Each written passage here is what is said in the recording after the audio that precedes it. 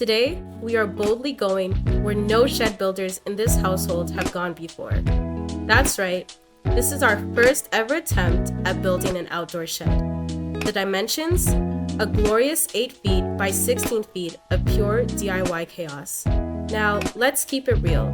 This is a learning experience, not an episode of Shed Masters.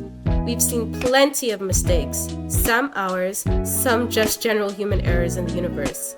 And we're embracing every single one of them with open arms and questionable measuring skills.